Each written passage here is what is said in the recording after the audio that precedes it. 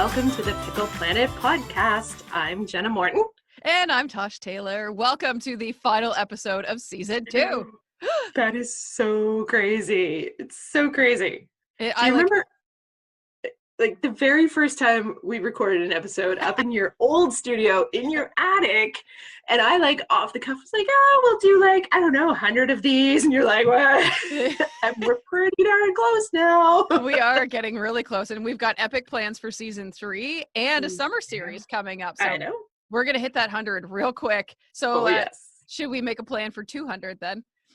Oh, I like the way you think. That's another couple years though, the way. No, there's only a potential for like we do these once a week, so yeah, 200. That's a couple years worth. That's okay. You like me that much? I do. Let's make it happen. I'm always in for a challenge, so let's do it.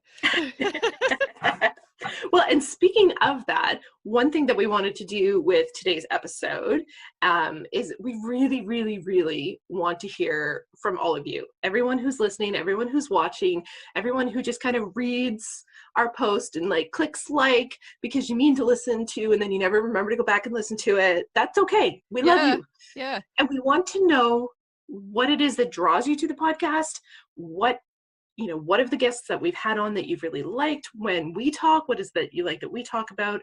What do you want to hear more of? Is there something you think that's missing?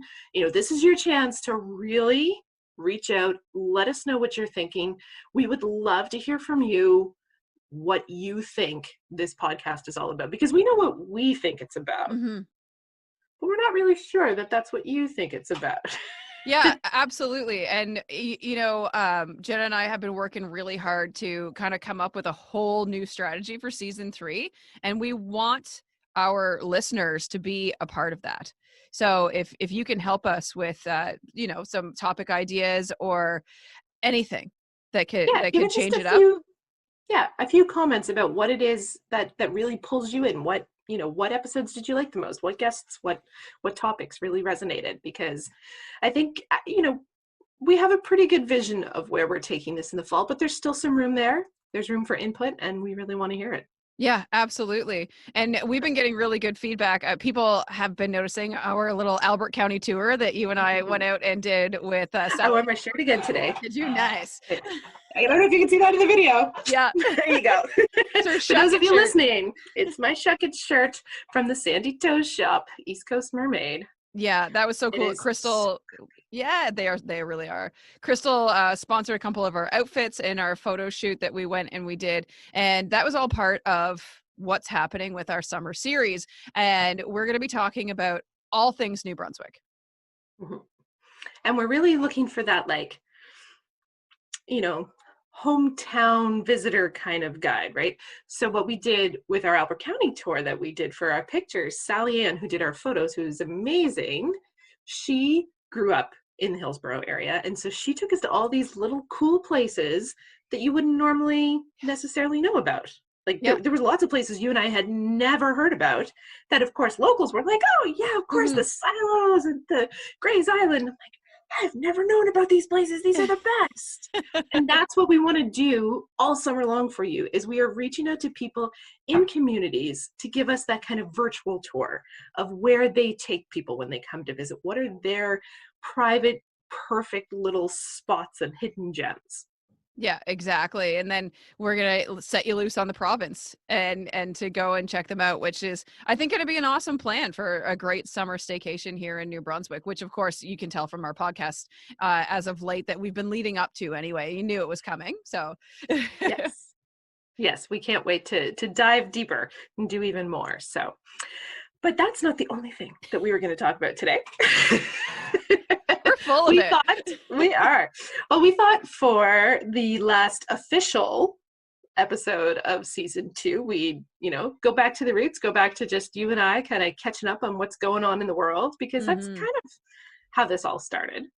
And I think a lot of times those are the episodes that people really seem to like come out of the woodwork and actually comment and tell us, oh yeah, I listened and I agree with this, I disagree with that. And it's fantastic. So it's like coffee talk.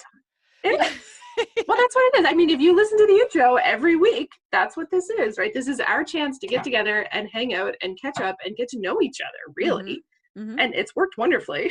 Yeah, yeah, it really has 2 years later. But I feel like it's done that not just for you and I, but for everyone who listens. That was the point of giving, especially parents who are busy with things and just can't quite get to the point of making time to go visit with their friends anymore, or as often. I'm sure hopefully people, even during COVID, you know, probably this was a little bit more necessary than Yeah. before even. Yeah. But that chance to, yeah, feel like you're just catching up with someone. Because when you've got young kids at home, that's hard to do. Yeah. Yeah, absolutely. But you can easily slip on some headphones and listen to Jenna and I while you're doing whatever, making supper. That's when I tend to listen to a lot of podcasts. The kids get TV time. And I pop in some headphones and make supper while just kind of like, you know, I don't know what the right word is there, but deflating from the day. I'm Yes. going to say deflating. It's not what I wanted, but I'm going to use it. Decompress. Decompress. There's the one. Yeah, I use that word a lot in my Yeah. life. Can you tell? Oh, yeah, I might need it already this morning. Anyway. It's never too early for wine. I'm just saying, it's made out of grapes, it's fruit. So we wanted to talk about actually something we've talked about. Rachel Hollis before with her girl wash your Facebooks, and how, I mean, we agree on a lot of stuff, and that is one of them we agreed on. Neither one of us enjoyed her as a writer. So No, we couldn't get on the no, bandwagon. I think what I came to decide about that anyway, just for a quick recap of anyone who wasn't around when we had that conversation. I think part of it was that the people that she was reaching, the people that her message was resonating with, a lot of them were younger than we are, or just hadn't gone through the same kind of life challenges that we had. And so I think a lot of what she seemed to be sharing, because I will be honest, I couldn't read very far in. Yes. And I just sporadically would check in on social media. It was more so reading the comments of people I know who did enjoy her work. It just, yeah, it was kind of like, oh, yeah, I kind of got that stuff a while ago. I don't feel like I need someone telling me that in my life right now. Or if I need someone telling me something, it's a different person that I need to hear it from. For me, I just found her too preachy, to like that. No matter what she said or did, everything she did was right. That was kind of my take on her. And same, I think I only got 2 chapters in, but and then things start coming out that she's like ripping off people's quotes and not accrediting them with it and stuff like that. And that's too shady for me. Yes, and yeah, there was a lot of that. There was a lot of controversy. I think that was when we talked about it before, was when Yeah. she really got a lot of attention for, yeah, she would share these very inspirational quotes and not attribute them to anyone. Mm-hmm. And so it was that very kind of gray area of like, is she trying to take credit for this? Is she not? Give her the benefit of the doubt. Yes. She wasn't, but it's shady not to put the name of the person who said it. And then even some of the stuff that she did right, I guess for me, you call it preachy, and it is, but for me, it was that the way she wrote it was like she was the first person to think of it this way. Mm-hmm. Yes. Yes. Some of the concepts she was talking about, I'm like, no, that goes back like 100 years of feminist teachings, and and that idea of not. She didn't seem to have that depth that I want, Mm-hmm. of knowing where all these ideas were coming from. And yeah, I guess it comes off as that kind of preachy, like, oh, I'm the first person to tell you you need to be empowered. Right. No, you're not. Yeah, my mama started that. Thank you. But anyway, that's beside the point. She was giving a lot of value to certain people, and so there is value in that. But why we were talking about her again is that she's in the news again, and I use the term news very loosely there. But she's a very public figure Mm-hmm. who is now going through a very public separation. Yeah. So she and her husband, who do a lot of their social media together and have built an empire. If you don't know Rachel, you're listening to this or watching this, there's a good chance you might not, because that's just not going to be in the same zone. Mm-hmm. She and her husband have built just a massive empire of, these empowerment retreats. I know people that have flown across North America to go to these Wow. events that they do. Right. And so they've built this very, very public relationship. She's got, I think it's the 2 books, and they've got the conferences, they've got all their social media stuff, and now they're separating. Mm-hmm. And so why we thought we would bring up the topic again was I really wanted to hear your take as someone who has spent 15 years now in the public eye on how that has changed over the 15 years of how people react to the level of intimacy they think they have with your life. Right. Yes. And yeah, right. Like I think and I mean I was somewhat in the public eye, but not as much as you were for about 10 of those last 15 years. And then kind of back there again now with the blog, but in a smaller way. Mm-hmm. And there I see a shift in how much people think they know about people and how much they think they're entitled to know about them. That's a really good way to put it. Entitled is a really good way to put it. I think, like, I grew up on the radio, and it, like, for a lack of a better term, I really did. Like, my whole adult life basically has been on the radio station that I'm on. When I started working there, Jason and I had just started dating, and then we got engaged, and then we planned our wedding, and then we got married, children, and so on and so forth. Like, I had, like, listeners help choose our wedding song, kind of thing. You know, like, they were we really involved the listeners to make it topical, right? But then we, uh, for example, and I know I've talked about this before, when I left for maternity leave with Sarah, I didn't tell the listeners that I was pregnant. And for reasons that I've talked about before, that, like, you know what I mean? It was very important for me to keep my pregnancy a secret until basically she was here and I knew she was healthy. So I remember the day that I left, and somewhat I got reamed by a listener that I must be embarrassed of my pregnancy, and how dare I not celebrate a child's life, yada yada yada yada yada. But that woman felt like she was such a part of my life, and she was. I got to give her credit for that. Like, she really was. I had involved people so much in my life, and I suppose it was a bit of my own fault. But I'm not going to tell 100,000 people in the Greater Moncton area that I'm pregnant and there's a possibility that I won't carry the baby to term. I don't want to deal with that on the radio. Like, if it came down to it and people needed to know why I was away, I'm sure that the truth would have come out. But at that time in my life, I wasn't willing to do that. And even so, when Erin then came along, we didn't talk about me being pregnant with Erin, and she was born mid-December, and I think it was October before we talked about me being pregnant. So that time I gave the listeners more of an input in my life. But um, I feel like people used to be more involved, and now the shift is that people want to be involved, but only in a negative way. The majority of it is, like, from when I hear from listeners now, and yes, there are still good things from listeners, but when I hear from listeners now, it is only when I've done something wrong or what they perceive I've done wrong. I shouldn't say, That's because very it's not, interesting. yeah, it's not always when, because I mean, people obviously are very opinionated. And, like, even this morning, I had talked about something that's going on right now with daycares and such, and someone jumped right on and said, like, that's not true. Where did you hear that? My daycare provider has never told me anything like this.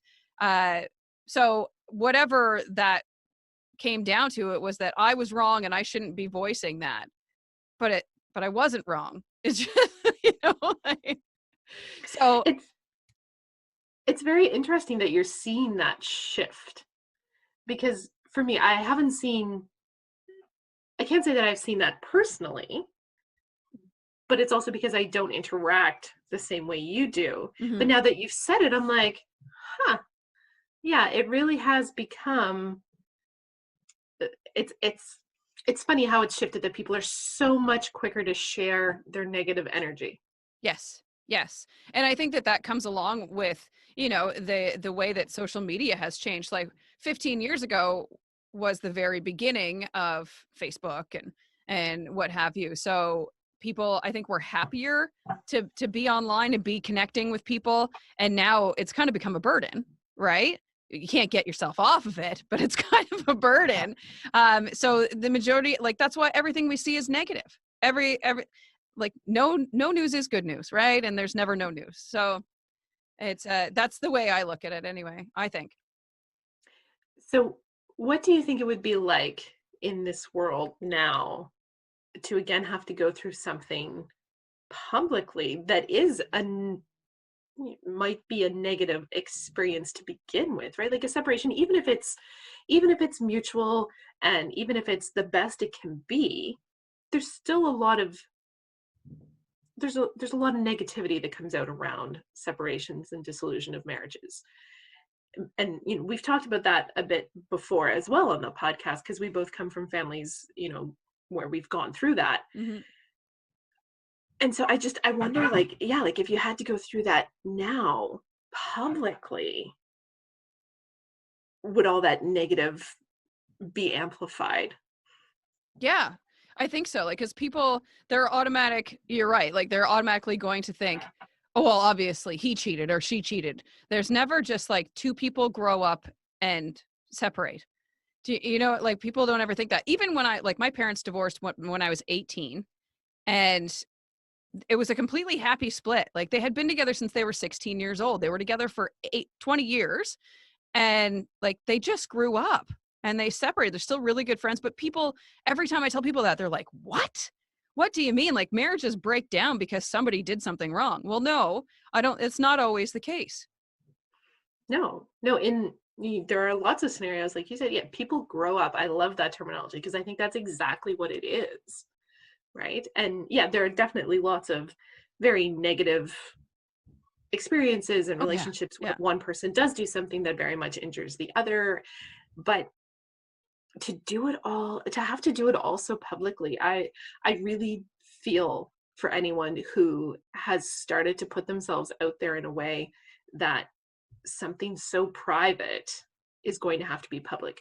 Because I remember I was in grade 7 when my parents split up. And that was well before, like, people didn't, I think we had bulletin boards. Yeah. We had internet access, and I think we used bulletin boards. Like, I don't even remember anyone I knew having email back then. Yeah. Yeah. Let alone, Facebook, Instagram, this instantaneous Mm-hmm. sharing of knowledge. People still wrote letters and Yeah. notes. I wrote a lot of letters. Used a And lot of stamps. I think I waited at least a month, I think, before I told anyone Mm-hmm. what was happening at home. And these were people I still saw. Like, I saw people every day going to school, and I had very close friends, but it was so much to process that I couldn't even tell the people that were closest to me until I figured out more of it. And then that actually became a whole other, like, people found out, and then friends were hurt that I didn't That tell you didn't them. tell them. Yeah. And we were kids. Mm-hmm.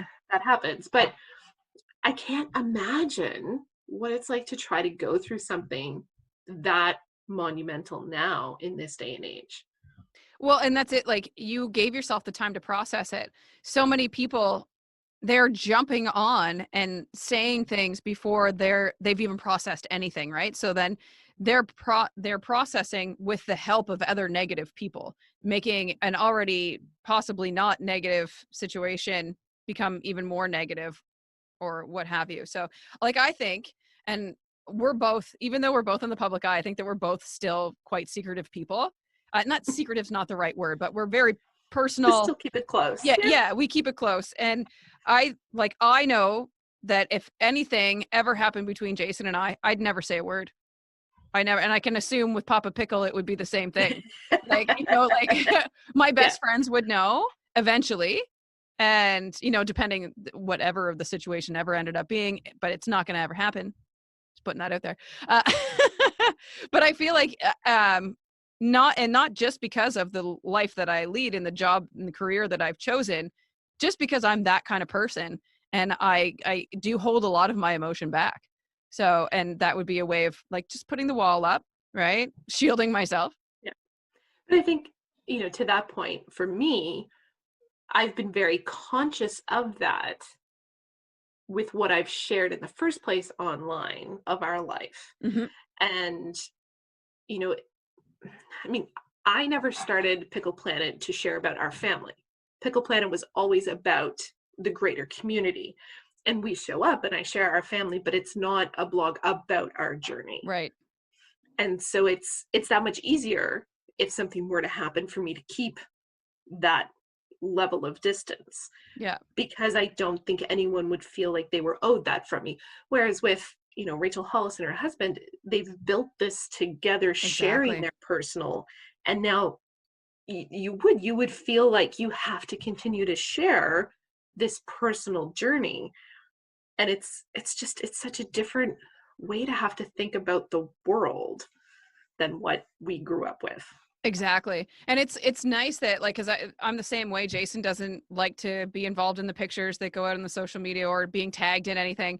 So it's kind of the same thing. Like, we've kept our distance with our family that way. But yeah, when you've built this empire together as a couple, as a power couple, if you will, and then they're going to have to walk through every step of this with all of their followers beside them, which is exhausting. Even the thought of it, I feel bad for them. Hmm. Yeah. I know. I can't. I can't imagine having to deal with all of that.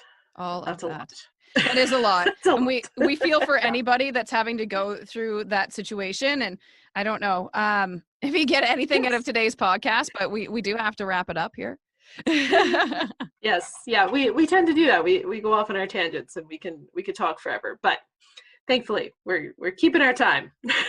Thank you, Rogers TV, for making us Yes. have a timeline. I'm sure the listeners really appreciate it. Yes. But that does wrap up the, uh, regular season 2, but we've got our summer series. So you're still going to hear us for another 8 weeks. I think Another we've 8 got weeks, scheduled yeah. for that. So keep tuning in. We will keep showing up, new episodes every Friday on iTunes, Spotify, wherever it is you listen to your podcast. You can find us through our websites, pickleplanetmoncton.com and the podcasthub.ca. Yep. Yep. It's a .ca. The Podcast Hub and Pickle Planet Moncton. Those will both show up right away if you just even Google them. You don't have to know the whole URL because we're that good. I like the way you think, my friend. Well, I wish that we could have been doing this episode in person, but here we are. Yeah.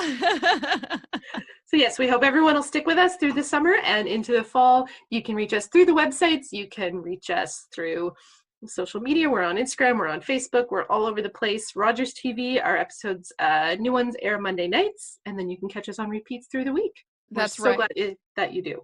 Perfect. And don't forget, like we asked you in the beginning of today's episode, if you've got anything that you want to share with us, that's what we're here for. We want to hear from you. So please, you can shoot us all the information you like.